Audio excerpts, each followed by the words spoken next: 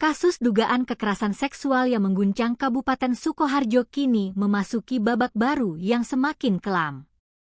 Seorang pria paruh-baya berinisial FA yang berusia 51 tahun sebelumnya telah ditangkap atas dugaan aksi bejat terhadap anak kandungnya sendiri. Namun, seiring berjalannya proses hukum, sebuah tabir besar mulai terkuak.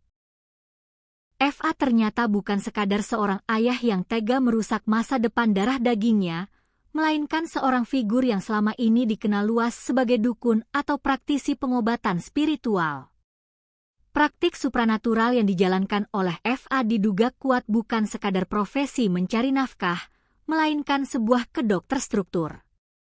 Selama bertahun-tahun, tersangka memanfaatkan ruang praktik spiritual tersebut untuk membangun reputasi dan menanamkan kepercayaan di tengah masyarakat. Modus yang digunakan FA terbilang sangat rapi. Ia menawarkan berbagai layanan mistis yang menggiurkan, mulai dari pengobatan alternatif, ritual perlindungan diri atau pagar gaib, hingga jasa investasi dan tabungan bernuansa spiritual. Kuasa hukum korban, Imade Ridho Ramadan, mengungkapkan bahwa berdasarkan kesaksian dari ibu korban maupun warga sekitar, praktik perdukunan ini telah berlangsung dalam waktu yang cukup lama. Pelaku piawai memainkan psikologis masyarakat dengan mempertontonkan teknik-teknik mistis, seperti klaim kemampuan menarik benda pusaka dari alam gaib dan ritual memagari diri dari mara bahaya. Berdasarkan investigasi dan keterangan yang dihimpun tim kuasa hukum, sebagian besar korban yang mendatangi tempat praktik FA adalah perempuan muda. Mereka datang dalam kondisi rentan, membawa beban persoalan psikologis yang berat, dengan harapan mendapatkan ketenangan dan kesembuhan melalui terapi spiritual yang ditawarkan pelaku. Namun, di balik ruang terapi yang dianggap sakral itu, perangkap emosional justru dimulai. Kuasa hukum korban, Ridho Ramadan, menjelaskan adanya pola yang sangat identik dari pengakuan para korban yang telah berkonsultasi dengannya. Setelah pelaku berhasil mendapatkan kepercayaan penuh dari korbannya, proses yang semula dijanjikan sebagai terapi spiritual perlahan-lahan bergeser menjadi tindakan kekerasan seksual yang traumatis. Dari 2 korban baru yang datang ke kantor kami, metodenya sama.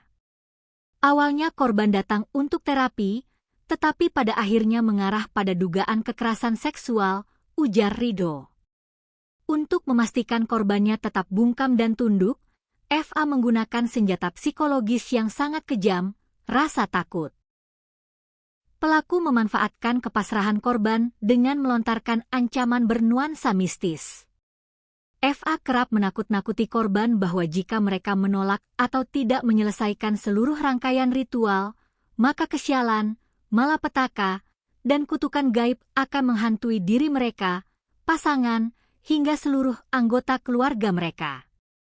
Ancaman spiritual inilah yang menjadi alat paling ampuh bagi pelaku untuk mengendalikan akal sehat dan ruang gerak para korbannya.